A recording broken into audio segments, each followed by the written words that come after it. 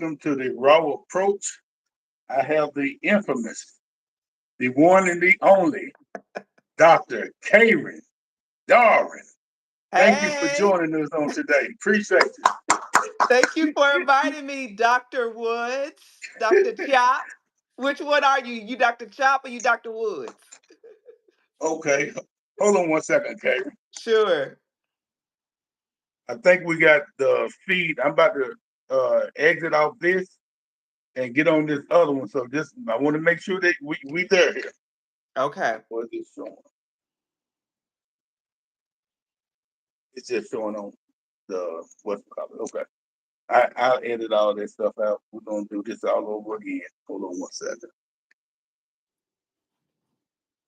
Can you hear me? I can hear you great. Can you hear me? Me and my technical difficulties. All Yep.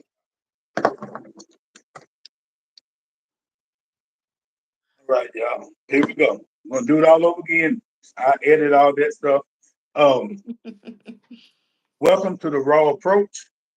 We have the one, the famous, the infamous Dr. Karen Darwin. Let's give it up for her on today. Hello. Thank you. Thank you. Thank you so much for inviting me on, Dr. Woods. I appreciate having you. I appreciate having you. You're gonna have to forgive me for some reason. We have a technical difficulty, but we're not gonna let this get us down on today. If you Nope. could, give us a little introduction about yourself, and so the audience know who you are and what you represent. Oh goodness, where shall I begin? Well, let's see. I am Dr. Karen Darwin. I've not always been Dr. Karen Darwin. Um, as far as professionally, I've been a psychologist for about 6 or 7 years. But I was a school psychologist previously, so I've been working in mental health in the psychological field officially since 2004. But I actually started out working with girls and boys in group homes in the Clarksville area back in the late 90s just to see if I enjoy working with that population. So, aside from that, I'm originally from Chattanooga, Tennessee, and born and raised. And Dr. Woods and I met at Austin P when we were both students there. So, I'm getting some feedback. Can you hear that feedback? I just took it out. Can you hear it Okay. now? Okay. Yeah, I can hear now. Okay. But yeah. So just it's been a real faith walk. Sometimes it's hard to believe that I was able to complete my doctorate, and we'll talk more about that today during our conversation, Dr. Woods. But let me know if you want to know anything else about me. Uh, hey, we're gonna dive all in. th- what is your specialty? What's your niche? Okay, so I would say that my niche, I work with children and young adults from ages 2 to 22. So I started out my career officially in the schools as a school psychologist back in 2004. And there I worked with preschool age children, elementary, middle, and high school age children. And then along the way, I decided to go back and earn my doctorate degree so that I can have more flexibility and work outside of the schools. So since then, I've expanded my repertoire into working in juvenile justice. I've done play therapy with very young children and teenagers. I do psychological evaluations for young children and adults, young adults. I don't like to fool with no grown folks too much unless they come with they're a parent. They come with a child attached. So, but family therapy, group therapy, all sorts of things. And as most recently, I am a licensed psychologist. So I'm a school psychologist in Tennessee and Texas. I'm also a licensed psychologist in Texas and Colorado. And most recently, I am a registered play therapist. So that just happened, and that took a while. And it felt really great to complete that credential. But yeah, so essentially, ages 2 to 22, young Okay. children, teens, adults. My current position, I'm completing psych evals on children ages 2 to 10 for autism specifically. But I'm actually working towards in the very, very near future, hopefully at the beginning of the year, starting my own practice up. So I'm just taking some steps and strides to get that started and get that rolling. So I'm excited about that, and we'll see where that goes. That's what's up. And with that practice, what would that look like for you? I mean, like, 'cause you seem like you're going more and more into a specialty. It's becoming more and more individualized. Yes. So with my practice upcoming, I'll be starting out very small. It'll just be I'm a sole practitioner. I will be a sole practitioner, and I'll be conducting psych evals for children, young adults, for autism, ADHD, intellectual disabilities, learning disabilities, anxiety, depression. So I do psych evals for all that. And what I also like to do is I like to do interventions and consultation as well. So I would also like to do some play therapy. I have a small caseload of play therapy clients, and just work with them. So both assessment and play therapy. I'm also, well versed and trained in talk therapy, but I prefer like more hands-on approaches, like the play therapy modality versus the talk therapy modality. But since I work with young children so much, a 3-year old, you can't do talk therapy with a 3-year old because they haven't even gained the skills and mindset yet. They're whatever to have a conversation to tell you, oh, I feel so depressed or I feel so anxious or whatever. So that's my preferred therapeutic modality when working with young children. So yeah. Right. Well, let me ask you this. We my audience is encompassed of quite a bit of people that comes from different perspectives of life, different levels of employment. We discuss a lot as it deals with employment engagement, as we deal with also getting the employee to become more and more empowered. Um, with that said, I want to always put employees, kids that we deal with, also the parents that we deal with. I want them to be in a level that they identify as successful for them. Okay, how would you identify success with a parent or a child that you deal with on their level of the treatment and service that you provide? Well, I mean, in the mental health sphere, success can be is really dependent on the client. So, I'll talk about the psychological evaluations first. People seek out a psychological evaluation because they are experiencing some sort of distress and they're looking for answers to the reason why they're experiencing that distress. So either they're not functioning, if it's a child, they're not functioning in daycare or school, or they're not meeting developmental milestones appropriately. They're lacking social skills or communication, or they may be having some aggressive behaviors. For children and young adults who are a bit older, we look at it, as a adverse impact on life. So, say for instance, an elementary, middle school, high school, or college age young adult, if that person is struggling with building satisfactory relationships, or they're not getting their daily living skills taken care of. So, say for instance, they're supposed to be going to school, they're not functioning appropriately in school, or they're not doing what they need to do on the job or whatever. So, success in that sphere, when conducting those psychological evaluations, would be collecting the data to kind of figure out what the referral question is and then answering that questions. So, say for instance, when a client comes into me for an evaluation, I'm going to do a clinical interview and ask them tons of background information. And I actually premise my interviews like that. Like, listen, I'm going to ask you a ton of personal background information and get all in your business. Because people feel uncomfortable going to the doctor and be like, why you asking me that? You know what I mean? So I try to lighten the mood a little bit. I'm going to get all up in your business. But, it's between me and you. And this is, so that I can make an informed decision to help you and assist you.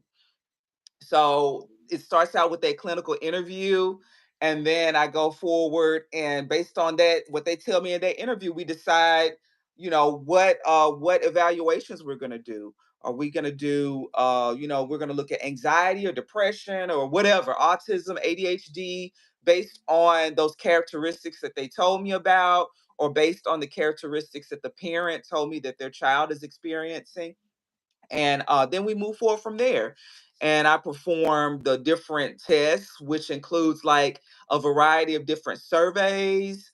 And a lot of times I do an IQ or cognitive assessment to look at their ability level, look at their individual achievement level, like in reading and writing and math, and just different psychological assessments for anxiety, um, specific autism assessments, just all kinds of things.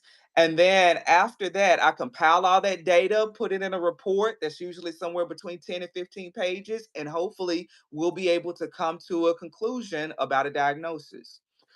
So, and then based on that data, going forward, if a person wants to seek out treatment, because in all my evaluations, I have like recommendations for treatment, things that the person can do to try to remedy whatever the problem is or whatnot.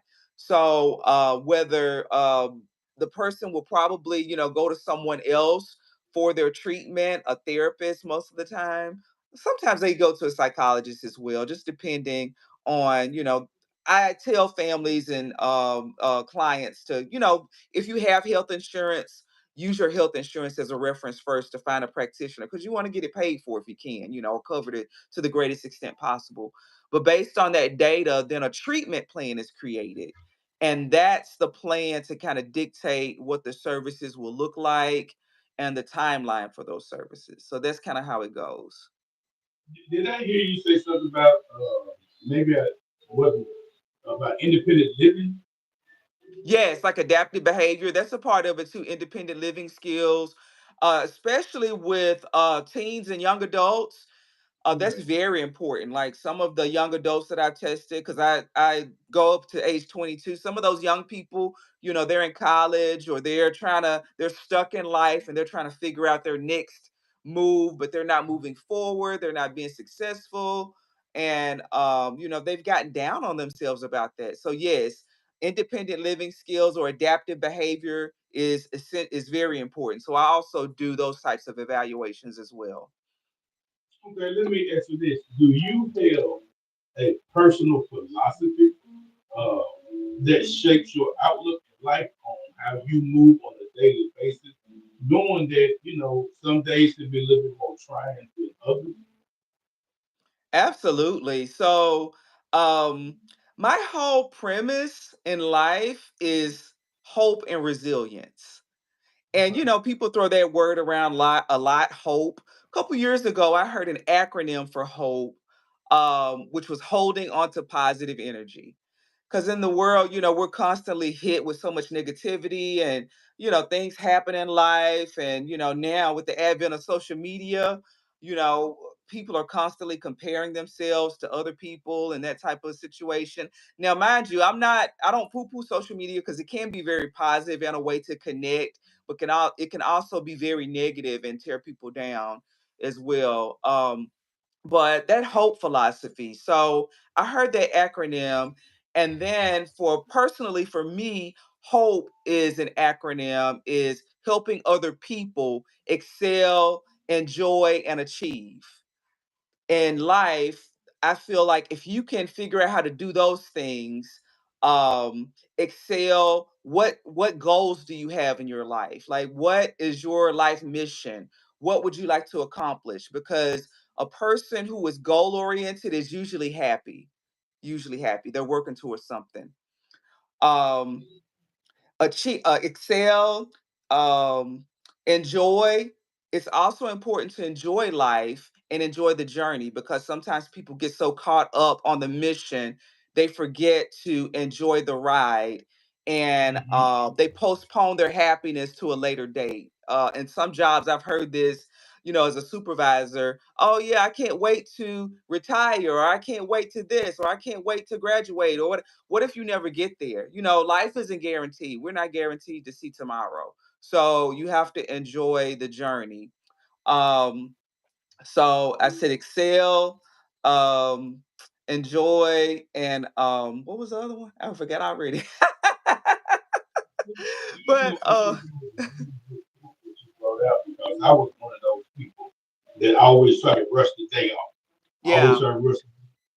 And about 5 years ago, I had to teach myself to enjoy the moment, yes, enjoy the moment. And I think that was one of the biggest mental health things for me because I've been ready to get to work and ready to leave work. Ready yes, if I went on the trip, I'm ready to get to the trip and ready to get back home. yes, And one day I just woke up and be like, you're not enjoying the moment. And that was a big revelation to me.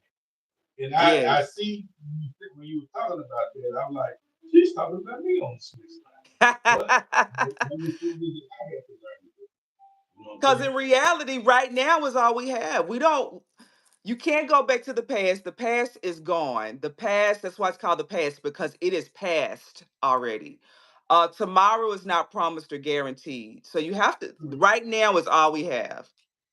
So, yes, excel, enjoy, and achieve, and be goal directed and driven, but taking enough time out to really cherish those moments. Yes. Well, let me So, ask you this: in dealing in this environment of behavioral health, there's I'm sure you done ran into numerous employees. Uh, they're probably gonna get burned out, frustrated, or just didn't know how to deal with a specific patient. What advice would you give someone in that field in order for them to be successful in working with this population? Dr. Woods, is just like, when you take a flight. What do the flight attendants tell you? You have to put your oxygen mask on first before you put the mask on the person that you're with, if you're with a child or somebody who's less developed. So, with that being said, it's essential for individuals in the mental health field, whether you're a psychologist like me, or you're like a day staff working in a center or a facility with children, because it can be very stressful dealing with human beings, and then dealing with individuals who have diagnoses or potential diagnoses. It's important to be aware, be self-aware and conscious of your behaviors, and being mindful. That's a term that's really popular these days. Being mindful and understanding your own feelings, thoughts, and emotions, and also, not being afraid to express those feelings, thoughts, and emotions with someone you trust.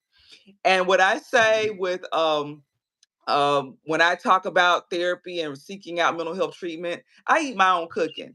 So, as a mental health clinician, sometimes you have to go to therapy too. So, you have to Okay. go and process and talk through those issues. Of course, if you have trusted friends to rely on, that's great. Trusted friends or family members or mentors, that's always excellent. Actually, the best way to avoid ethical dilemmas is peer-to-peer consultation. Talking to a peer about the problem and figuring out what's going on, and helping that person, allowing that person to guide you. But sometimes, when life starts lifing, you need to Yeah. go get some mental health treatment yourself. So I have done that myself on a couple occasions during difficult times in my life. And along this journey, it's not easy, as becoming a doctor of anything. And so life is life a lot. So I definitely eat my own cooking for sure. Well, with that said, someone asked me to ask you, how do you suggest that a professional protect their mental health in a busy society and balancing work and family? Hmm. Sometimes you're going to be off balance. It can be, it's Working in mental health is nothing like you Yeah, see on TV. It's not sitting on the couch having a little friendly conversation. Um, that's the glamorized version. Like, to get to that point, I mean, like, either you're working for someone else at a job or you're out recruiting clients yourself. So that's the business side of it. And then the actual session, there's a concept called transference in mental health. So sometimes when working with a client, sometimes that person is a little bit too similar, or there's something about that person, that client, that sets you off. So when I talk about being mindful, you have to be mindful about that so that you don't violate those professional boundaries. That's how a lot of times, you hear about those naughty clinicians who get in trouble for sleeping with their clients, or oh um Jesus. yes, that happens a I lot. I heard a story mean, the recently. sad part about it, I know about it, and Yes. that, I mean, that goes with in any type of industry where somebody is watching over a patient or an inmate or a juvenile, just say it, or a juvenile in a residential or lockdown facility. It, I don't know how these boundaries get crossed, but they do. And it doesn't happen all in one day. It's a slippery No, slope. It's a slippery slope. So one little boundary violation happens, and a lot of times, a client who's been through trauma, they're just doing what they do. That's their survival modality or yeah, whatnot. But it's our responsibility as the professional to be able to be like, hold up, this is getting out of hand, or I'm experiencing some transference here, or correct. counter transference is when the transference is when the client reacts to the clinician in a certain type of way to try to relate in an unprofessional way. And then counter transference can happen too when the professional kind of violates those boundaries and starts doing some inappropriate things. So it's very important to be mindful. It's very important to have those colleagues that you trust to have that peer-to-peer consultation with. And it's important to recognize yourself and seek help if you need it. And fortunately, mental health is more accessible to a lot of folks these days, and a lot of jobs have something called a employee assistance program. Yeah. So the mental health clinicians can be accessed through that, and it's confidential and separate. So they won't go back and report that to your job if you're having some issues. So I know most definitely, jobs almost encourage you to use the EA program. yes, yes. I've used it That before. way, Very helpful. I think they feel like if we can get them involved now, we can prevent them from using all these mental health days up. You I still need a mental health day sometime, boy. in the environment you do. I think whoever sent that, if you have any more questions or concerns, please send it. Let me ask you this.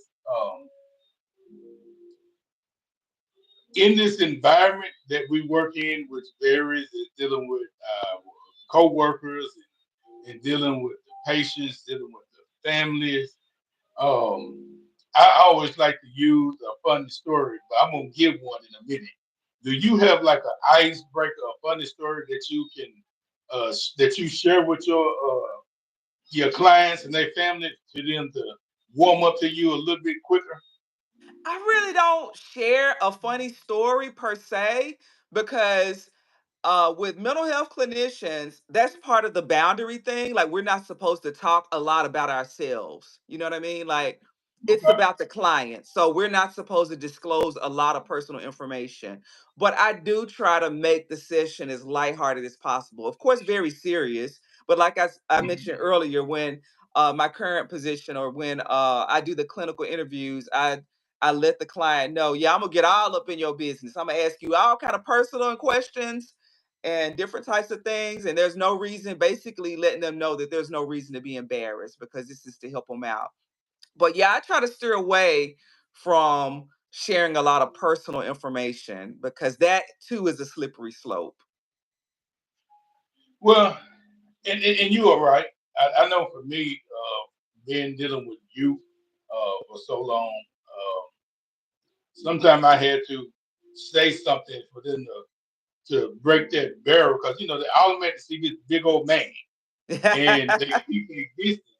But I wanted them to buy in and get comfortable. I want them to talk so that I can see what's going on in their head. You know what I'm Yeah. saying?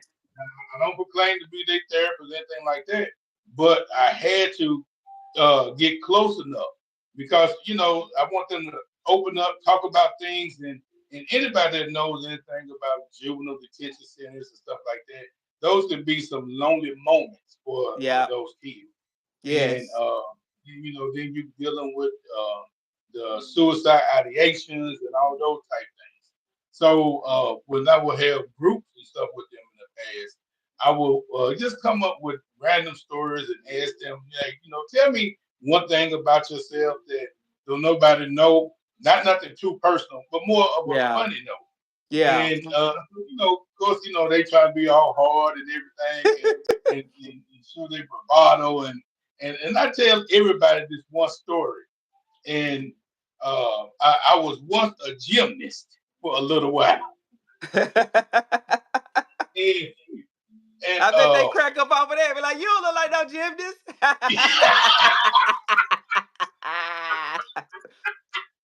but let me tell you how I got in this situation. At Austin P, it was time for me to graduate, and I just needed an additional. I was taking. I need 24 credit hours to graduate. All right. So I had to get a waiver to get it done and all that, which I done. And so I was like, you know what?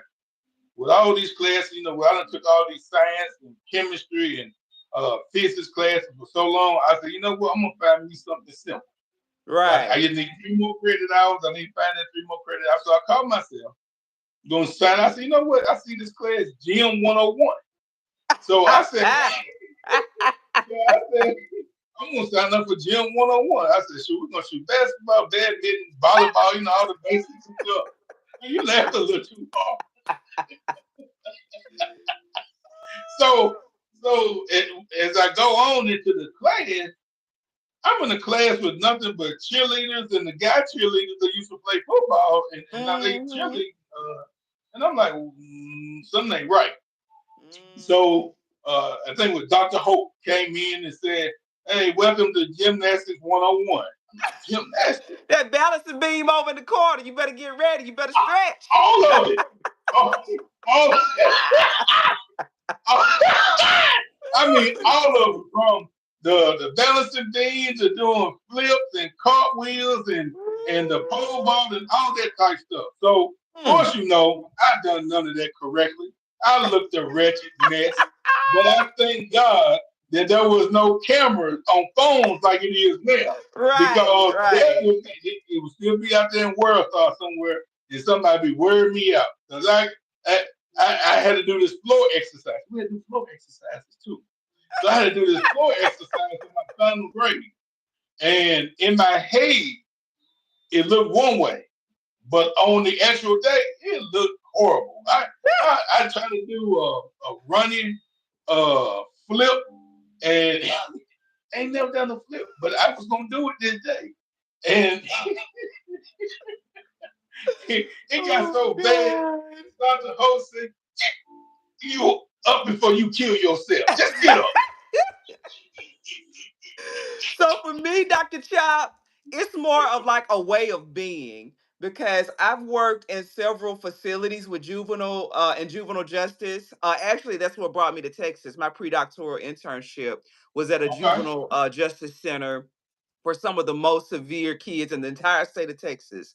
But it's a way of being. So as we talk here today, we're having a very professional dialogue and conversation because we are very professional. We're doctors, right? Doctors. But sometimes you gotta let your clients know I'm from the hood. Like I'm not gonna, you know, talk in a certain vernacular, whatever, but you gotta let them know you know what's up. And the last facility where I worked, it was the most severe juvenile detention center in Harris County in Houston. And that's kind of how I operated, like, because I am from the hood, but you don't have to put on a persona or change who you are. It's just the ability to relate. I call it being a social chameleon. Like, you can Hmm. take me to the boardroom, you can take me to the hood, and I can still relate to either way. You know what I mean? So just being Correct. able to understand and listen more than you talk, like really absorb people's stories, understand their perspectives. So I do that, with my older teens and young adults, but I also do it with the kids. What are you interested in? Like some of this stuff, I don't know what they talking about. They talk about Right. Minecraft and Roblox and whatever it is, and Miss Rachel or whatever. I'm like, okay, I listen to them. Okay, that's what it is. And I just listen to them and absorb and really seem genuinely interested in what they have to say. So for me, it's not necessarily a story or a scenario; it's a way of being. Yeah, they appreciate you being genuine, Yeah. and I think they thought my little genuineness was a little square because we get talking about music and all that type stuff, and I be listening to the stuff. I try to get there with them and listen to some of the stuff that they be listening to, and I be like, man, this not like something. Just sound like they mumbling, Oh, but that they mumble rap, understood. yeah. Yeah, they mumble rap. And then I would tell them, I said, man, shoot, give me some Uncle Luke, Two Line Crew. Give me, Uh, I said, give me some Short Dog. I take a little Snoop. You know what I'm saying? Give me some stuff. They're like, okay, we know about Snoop. right. Who is Uncle Luke? You don't know Uncle Luke? I Oh, sometimes I even use that as an icebreaker. I'm old, so back in my day, But then you have to let them know I know something about this era too. Now hold up, now. Be yeah, like, yeah. you know that, Gotta be Miss? in You know that? Be like, yeah. Let me ask you this. What do you find that has been one or two of your best compliments that a patient or parent or even a coworker has ever given So this is a question that I've recently started implementing with my psych evals, and I think I'm gonna keep it because it's not really just to stroke my ego or to make me feel good, but after I've collected all the data for the psych eval, write up the report, I have a review meeting to go over the results of the assessment. And with parents, I ask them, did I capture a good depiction of your child? you? And I think so far 100% of them have said, yes, you hit it the nail on the head. This is how they are. I said that's excellent because this psychological evaluation is a tool for you moving forward to explain so you don't have to, verbally discuss everything that's going on. So this is a snapshot, and that's what psychological evaluations are essentially. They're a snapshot of the person's current functioning. So I've asked that over the past several months, and that makes me feel good because it makes me feel like I did a good job, I was receptive, I did the right things, and I was attentive to what was going on in the session. So that really made me feel good. Um, and then years ago, before I even got any sort of license, when I was working in like my first little mental health job, working in a girls' home in Clarksville, I'm like, oh Lord, not that much older than the kids.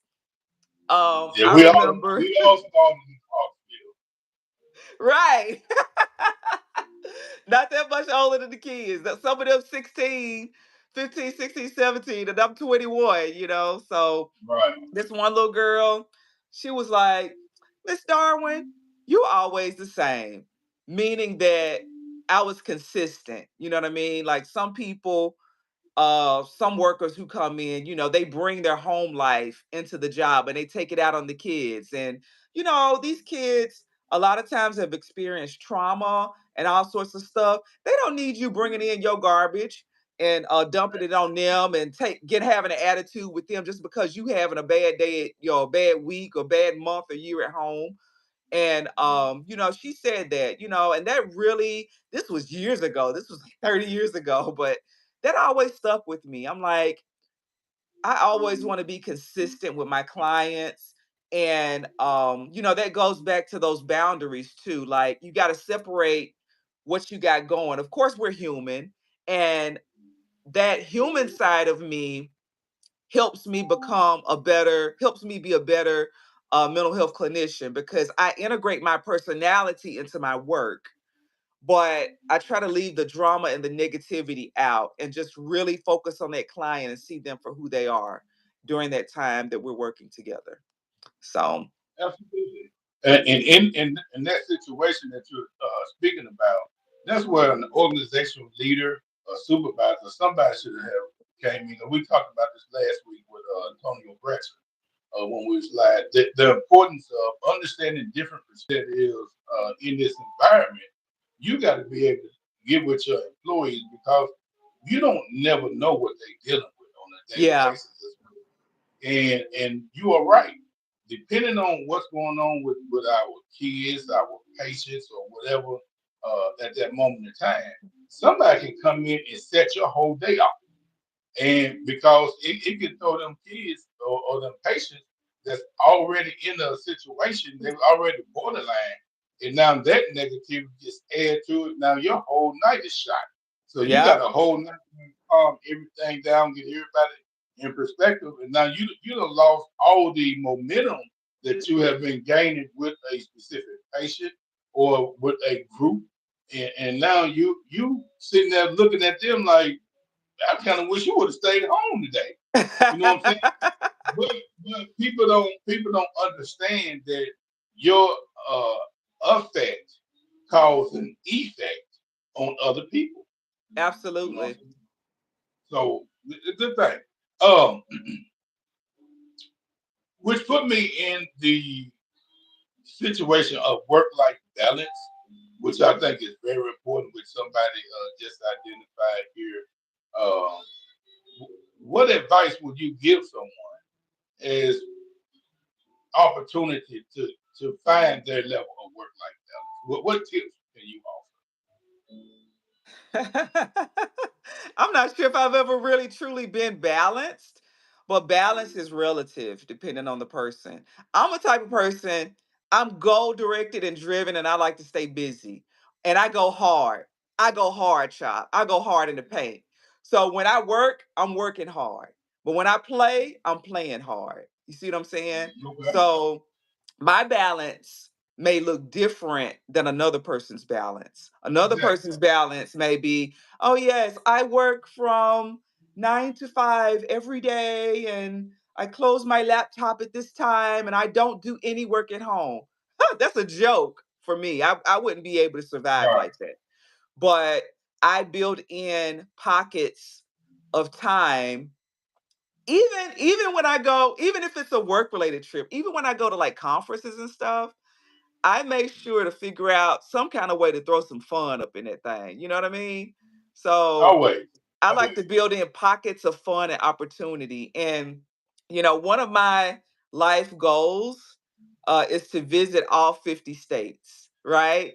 So that's Okay. travel is my thing. I love to travel. I know it's an expensive self-help tip, but I love to travel. I love culture.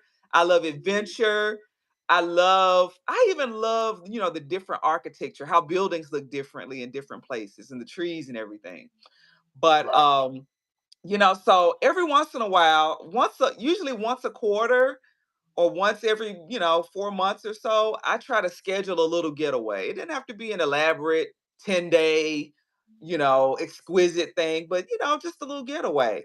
So on my journey to visit all 50 states, I recently checked out state number 29. That excites me. You know what I mean? Like, because that gives me, even when like I'm traveling for work, I always meet somebody random, and I'm like, okay, so I got these lame states left there. Well, I shouldn't say lame states because we're I'm lying, but I got these Well, less just tourist don't type identify states. what you call the lane state, because they're gonna be Right. looking for you when you get there. Right. Be like, hold up now.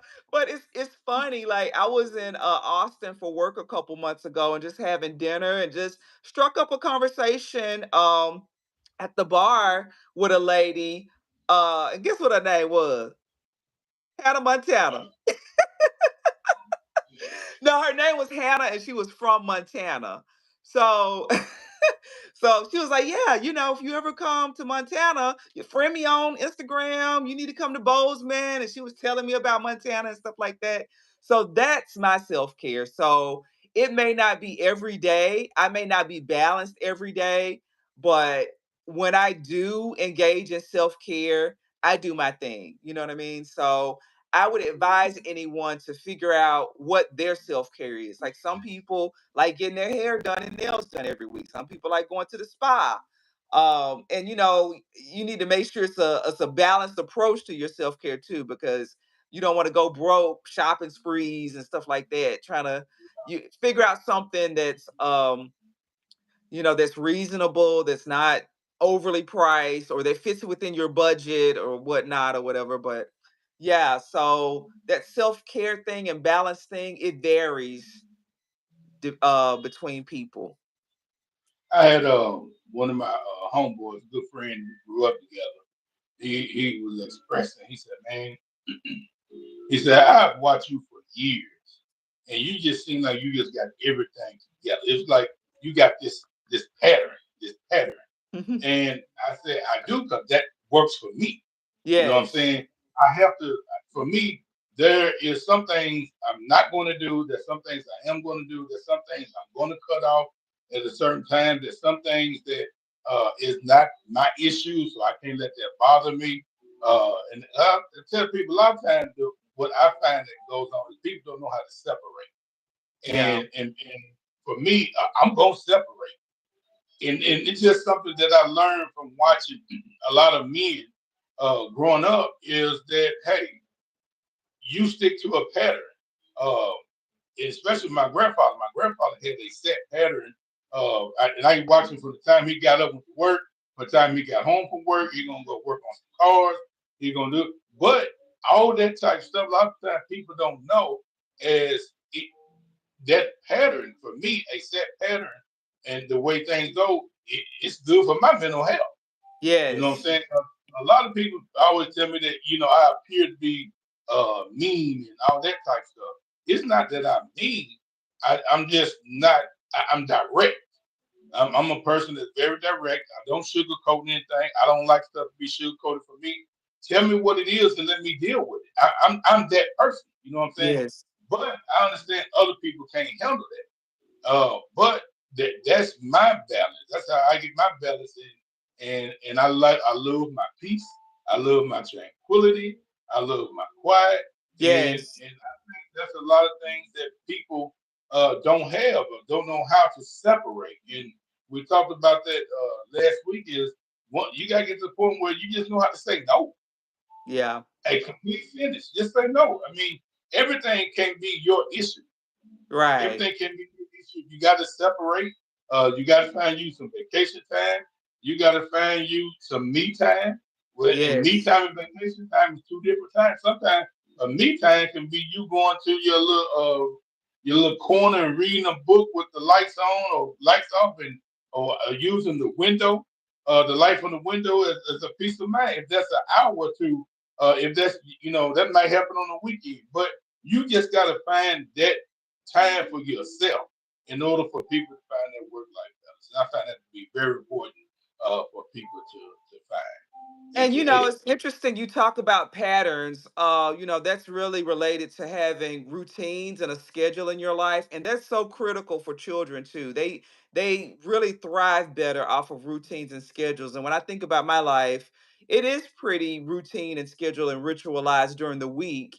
But so I usually wake up at a certain time and I like to have breakfast and I like to do things a certain way. Even when I do my write up my reports, I do it in a certain sequence to keep it consistent. You know what I mean? So yes, routines and patterns are essential, but absolutely figuring out what your self-care modality is and what you need to find that peace of mind. And I don't like a lot of chaos and drama because No, man. every day I'm absorbing people's issues and worries and drama and mental health. I don't need that in my life. I need to be able to chill and relax and not have a lot of drama to deal with. So reducing the clutter in your life, that's very You ever watch important.